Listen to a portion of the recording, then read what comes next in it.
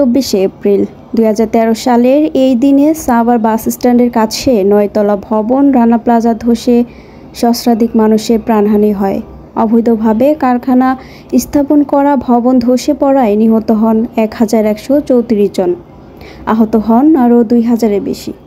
তাদের সবাই ছিলেন পোশাক শ্রমিক। এ ঘটনায় হত্যা ও ইমারত নির্মাণ আইনে ২টি মামলা হয়। এর কোনোটিরই তেমন কোনো অগ্রগতি নেই।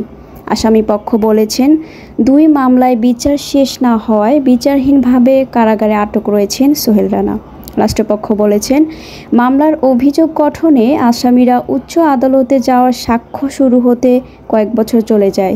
দ্রুত মামলা দুটি নিষ্পত্তি করা হবে বলে রাষ্ট্রপক্ষের প্রত্যাশা।